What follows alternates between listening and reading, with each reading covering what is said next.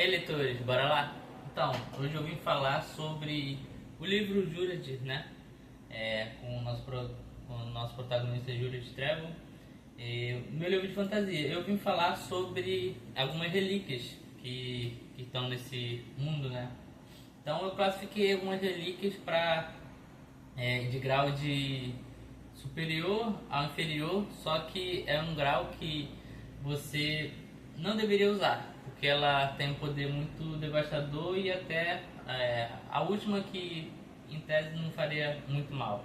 Aí a primeira classificação da relíquia, que é a mais perigosa, é a relíquia da destruição. São algumas relíquias que tem, mas por enquanto eu só deixei uma escrita, que é a relíquia do palhaço. Não vou falar o que ela faz pra não dar spoiler, só que ela vai aparecer mais pra frente nos próximos livros.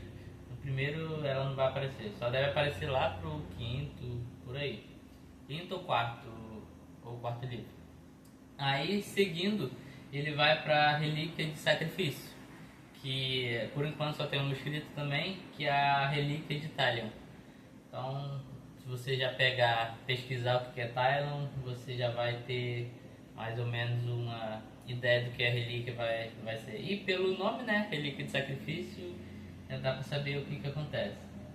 A outra, o terceiro tipo é a relíquia da conjuração. A relíquia da conjuração, a primeira é a bolsa, que essa eu posso falar que não é a grande spoiler, que é uma bolsa que armazena as coisas sem que ela fique pesada. Então qualquer coisa que você conseguir colocar na bolsa que tenha lumes, e tudo nesse mundo tem lumes, seria a magia, né? Pode ser guardado nessa bolsa. Só que apenas objetos inanimados. Tudo que tem lume, só que inanimado. Não consegue guardar uma pessoa lá dentro. Então, tem prós e contras em cada relíquia. E tem a relíquia da flauta. Essa eu não vou falar o que é, mas é uma relíquia da conjuração também. Seguindo esse conceito, a gente entra em relíquia de combate. Aí a relíquia de combate, como o nome já diz, é própria para o combate. Ou para você ganhar mais força, ou para você sair de uma situação de combate, ela é mais ou menos assim. Aí tem o primeiro, que é o cubo de Cronatia. Cronatia vai ser uma personagem que vai aparecer muito em camada muito acima, que ela, pelo nome, Crono, ela controla o tempo. E esse cubo de Cronatia, eu vou dar esse pequeno spoiler, porque ele vai demorar a aparecer também e não é algo que seja, nossa, como é algo diferente.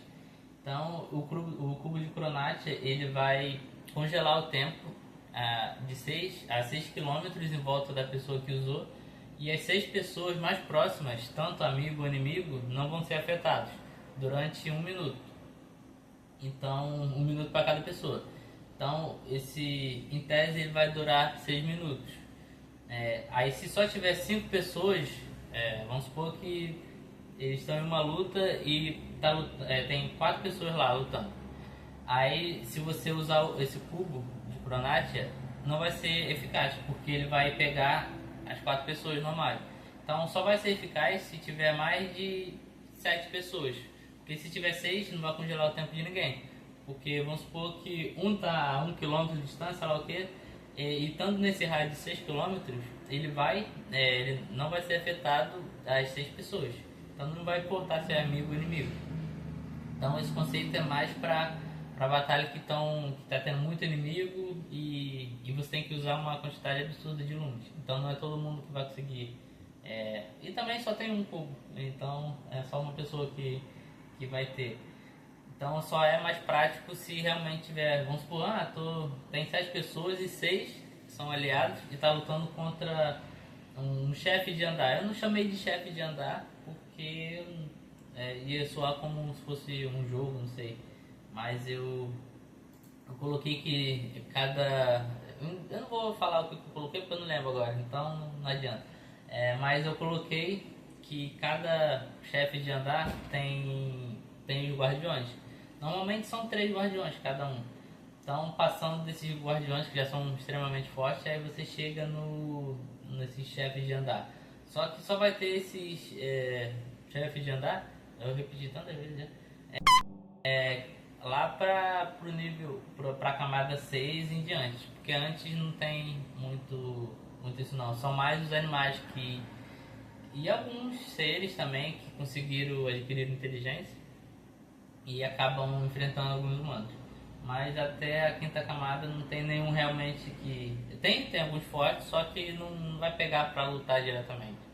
Então o pessoal não vai se preocupar. O pessoal, os aventureiros, né? Não vão se preocupar muito com isso. E seguindo, o próximo é a Cartola, que é uma relíquia que ela muda a personalidade do seu portador. Então, se você, vamos supor, é uma pessoa alegre, sei lá o que, na hora que você colocar a cartola, ela vai mudar a sua personalidade e vai tipo dar um up de poder. Eu não sei, não vou falar quanto tempo vai durar ou o quão forte essa pessoa vai ficar, porque vai depender de quem usa. E essa tem mais relíquias espalhadas. E tem um conceito que eu coloquei no livro para facilitar, né? O aventureiro e a dinâmica. Vamos supor que a cartola realmente é uma cartola, é uma relíquia que tem uma cartola normal que você vestiria, né? Colocaria na cabeça. E só que eu falei, pô, lutar, porque se a cartola sai, o poder acaba, né? Você, a maioria das relíquias que você vai usar nesse livro, ou todas, eu não sei se eu já escrevi uma que não precisa estar diretamente com você, mas você tem que estar em contato com ela, senão o efeito acaba. Então eu pensei, então o que eu vou fazer pra, sei lá, em uma batalha, a pessoa vai ficar segurando a cartola, o que ela vai fazer? Aí eu pensei em fazer tipo as tatuagens lá. Aí é tipo uma conjuração que não é qualquer pessoa que consegue, são alguns especialistas dentro do livro que eles conseguem colocar um objeto como um símbolo.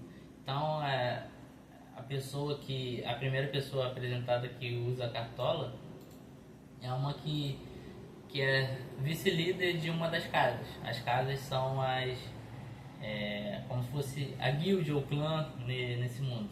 São 4 casas principais e tem outras que não são legalizadas para o governo da época, não um governo, mas é quase uma monarquia dentro da árvore, só que ela só tem poder em relação a algumas regras que eles colocaram e as casas, mas os aventureiros independentes, a outras casas, eles não têm nenhum tipo de poder, mas podem mandar ir atrás, mas não tem nenhum tipo de poder para outras pessoas obedecerem. Mas essa cartola vai ser tipo uma tatuagem. Então quando for ativar, é só a pessoa querer ativar. Não vai ser meio que automático. Porque ela já vai estar em contato. Então depois que a pessoa faz isso, ela tem que treinar para conseguir não ficar ativando toda hora. Aí não são todos os aventureiros que vão conseguir também. Tem que ter um nível de concentração, de lumes lá. Tem umas regrinhas que eu achei bem legal colocar. Mas isso vai ser explicado mais pra frente. Eu só tô dando alguns spoilers assim. Aí ainda em relíquia de combate tem o espelho, né? Que é uma relíquia de cópia.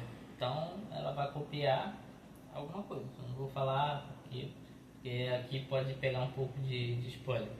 Mas basicamente é o espelho. Então ela vai copiar alguma coisa. Então seguindo a relíquia de pesquisa, que é um livro. E é um livro que só existe um também. E até hoje ninguém achou as 3 chaves que abrem esse livro. E não dá para abrir com lumes, nem encantamento, nada que o aventureiro façam que conseguiria abrir esse livro. Assim, existe um livro que eu digo com esse aspecto. Só que existe um monte desses livros que você também não consegue abrir, só que são iguais. É como se fosse um livro qualquer, sei lá, vamos supor, esse livro que eu estou escrevendo. Aí tem esse livro e ele tem um cadeado. Então, ele tem três trancas, né? Então, só que tem um monte desse livro.